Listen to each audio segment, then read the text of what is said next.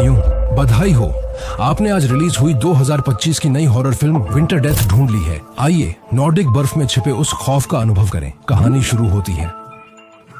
एक अचानक आए बर्फीले तूफान ने महिला को जंगल में रास्ता भटका दिया। जल्द ही एक मोड़ सामने आया, लेकिन उसे नहीं पता था कि यह गलत फैसला उसे किस मुसीबत में डाल देगा। जल्द ही सड़क के अंत में एक छोटा घर दिखा। अन्ना को लगा वह गलत आ गई है। उसने उतरकर रास्ता पूछने का सोचा, पर पास जाने पर कार में बंदूक देखी और जमीन पर ताजा खून के धब्बे थे। उसे देखकर आदमी डर गया। ओह, मुझे खेद है। रास्ता पूछने पर वह आदमी धीरे धीरे शांत हुआ और उसने रास्ता बता दिया। अन्ना ने जमीन पर खून देखा और हिचकिचाते हुए उसने कुछ नहीं पूछा और वहां से चली गई। वह झील पर पहुंची जहां वह अपने पति के साथ पहली बार मिली थी। वह वहां यादों में खोई थी कि तभी जंगल में गोली चली और वह तुरंत उठ खड़ी हुई।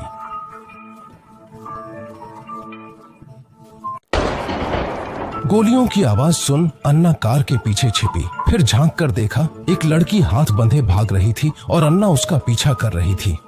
ये वही बूढ़ा आदमी है जिसने रास्ता बताया था और अब उसे लगातार धमकाया जा रहा है। लड़की पकड़ी गई। अन्ना ने पुलिस को फोन करने की सोची, पर यहाँ सुरक्षित नहीं था।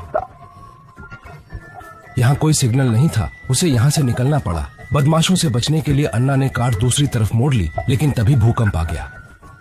जमीन बहुत फिसलन भरी थी और ढलान और भी खड़ी हो गई थी। टायर वहीं घूमते रहे और कार ऊपर नहीं चढ़ पाई।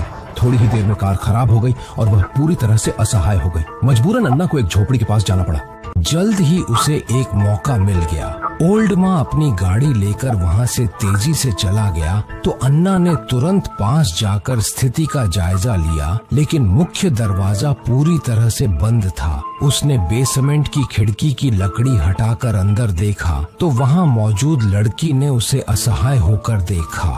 तभी अन्ना ने देखा कि ओल्ड माँ वापस आ गया है और उसके साथ एक और महिला है जिसके हाथ में बंदूक है। अन्ना ने तुरंत छिपकर एक दस्ताना गिराया और खिड़की पर लिख दिया कि वह उसे बचाने की कोशिश करेगी। जूडी ने दस्ताना और संदेश देखा और धुएं के पीछे गई। अन्ना ने एक जाल बिछाया था जिसमें ओल्ड माँ गिर गया, लेकिन जूडी बच गई। अन्ना को पता था कि यह इतना आसान नहीं होगा।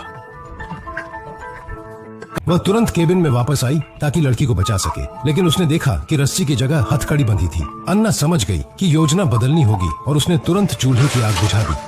सभी हीटर बुझाने के बाद उसने पर्दे और रजाई जैसी गर्म चीजों को पानी में भिगो दिया। जैसे ही वह अगला कदम उठाने के लिए बाहर निकली, अन्ना कार के पीछे छिपी, पर यह बस एक आखिरी कोशिश थी। जब वह निराश थी तभी उसने देखा कि गोलीबारी रुक गई है। अन्ना ने हिम्मत जुटाई और देखा कि जूडी गोलियां भर रही थी। वह तुरंत वहां से भाग निकली और सुरक्षित रूप से डाकघर के अंदर पहुंच गई।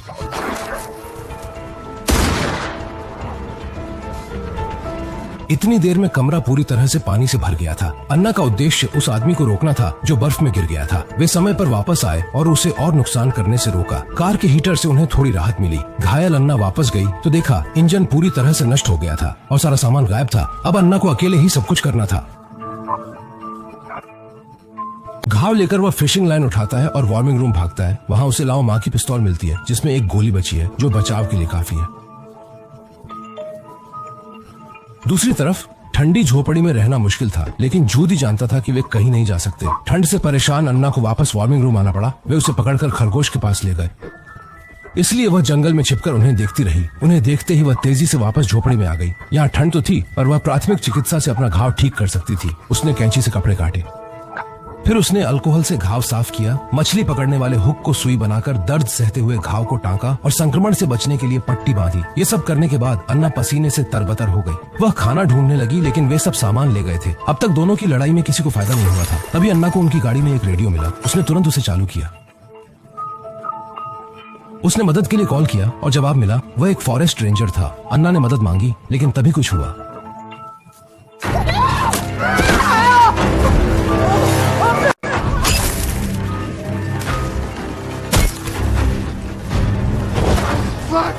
अन्ना ने कार में जाकर बंदूक ली, लाओ माँ ने माफी मांगी और बताया कि वह सर्जन है जिसे जूदी ने काम पर रखा था। वह मर रहा था और उसे पता चला कि लड़की की किडनी मैच करती है, इसलिए उसने अंग निकालने की कोशिश की। अब लाओ माँ अस्पताल जाना चाहता था। अन्ना ने उसे जाने देने का वादा किया पर शर्त रखी कि वह साथ चले। लाओ माँ ने कहा कि जूदी वापस आएगा और वे टकरा जाएंगे। उसने पुलिस को फोन करने का वादा किया और 4 गोलियां दे दी। अन्ना ने सोचकर भरोसा किया पर बचाव में बाधा न आए इसलिए रेडियो तोड़ दिया। उसे नहीं पता था कि लाओ माँ वापस लौट रहे जूदी से टकरा गया।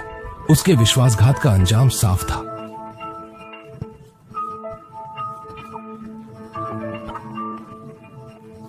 नहीं। अन्ना को कुछ पता नहीं था।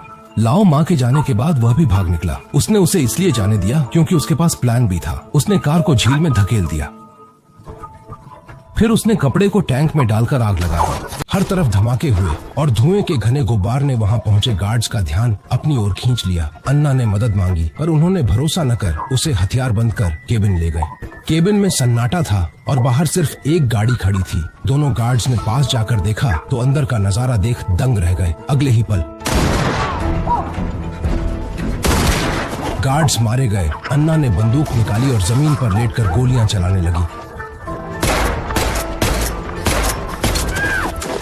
उसने दुश्मन को घायल तो कर दिया था पर उसकी गोलियां खत्म हो गईं। वह भागकर बंदूक उठाने ही वाली थी कि उस पर फिर से हमला हो गया। गाड़ी के पीछे छिपी अन्ना ने देखा कि ओल्ड मैन मारा जा चुका है। वह घबराकर इधर उधर भागने लगी और दुश्मन ने शांत रहकर ऊपर की रैक तोड़ दी। शांत रहकर उसने 2 गोलियां चला रैक तोड़ दी। अन्ना को होश आया तो वह बेसमेंट में थी। Yoyo television series exclusive. उसने उसे मारा नहीं बल्कि बांध दिया। उसे मुसीबत में देख लड़की रोने लगी। अन्ना ने उसे ढांढस बंधाया क्योंकि अभी उम्मीद बाकी थी। उसने देखा कि वह एक लोहे के ढांचे से बंधी है और उसका मछली पकड़ने का डिब्बा पास ही लकड़ी के तख्ते पर रखा था। अन्ना ने अपने जूते फेंककर उसे गिराने की कोशिश की लेकिन दोनों जूते फेंकने के बाद भी वह सफल नहीं हुई। लड़की ने भी जूते उतारे और अंततः उसे गिरा दिया। अन्ना ने डिब्बे का हैंडल निकाला और उसे पेचकस बनाकर लोहे के ढांचे के पेंच खोल दिए। तुम यादगार।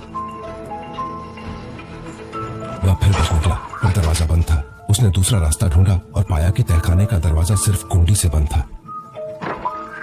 अन्ना ने दरार से बाहर झांका और उसे आसमान दिखा, लेकिन जैसे ही उसे उम्मीद जगी उसने देखा कि कातिल दरवाजे पर ही खड़ा था। उसका संघर्ष बेकार था। उसे इसलिए नहीं मारा क्योंकि वह चल नहीं सकता था और उसे सर्जरी के लिए मदद चाहिए थी। बंदूक के डर से अन्ना ने बेटी को बांध दिया पर इस मुसीबत में झगड़ा छोड़ टेप बांधते समय बिस्तर के नीचे थोड़ी जगह छोड़ी और ऊपर से उसे कस दिया।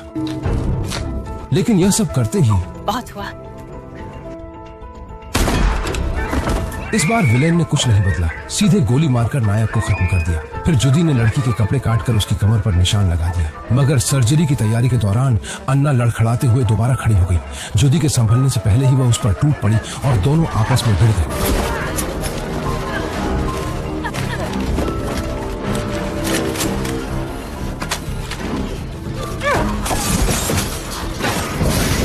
जल्द ही तेल का लैंप गिर गया और तंबू में आग लग गई, लेकिन दोनों ने लड़की की परवाह नहीं की, बस एक दूसरे को हराने में लगे रहे। शुक्र है पुरानी योजना काम कर गई। लड़की ने जेब से पेंच निकाला और टेप खोल लिया। बाहर की लड़ाई में युवा जुदी भारी पड़ रहा था।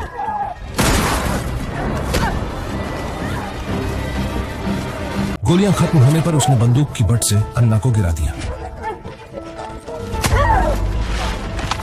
फिशिंग लाइन के डिब्बे पर गोली का निशान देखकर जूदी को समझ आया कि वह क्यों नहीं मरी। दरअसल वह उसके पति की अस्थियां थीं जो अन्ना की रक्षा कर रही थीं, लेकिन स्थिति अभी भी गंभीर थी। जूदी उसे बर्फ के गड्ढे के पास ले गया ताकि उसे खत्म कर सके। तभी लड़की बंधन से मुक्त होकर जलने से पहले बाहर निकल आई और चीखने लगी। सबका ध्यान भटकते ही अंतिम मुकाबला शुरू हुआ। अन्ना ने हथकड़ी दुश्मन के पैर में फंसाई और पानी में कूद गई। जूदी भी उसके साथ गहराई में डूब गया। कुल मिलाकर दोनों पक्षों की बुद्धिमानी अच्छी थी। विलेन की हार का कारण शायद अंतिम समय में साहस की कमी थी, लेकिन अन्ना ये भूल गई कि बंधी हुई लड़की कैसे बचेगी। वह लड़की इस सुनसान बर्फीली जगह से कैसे बचेगी।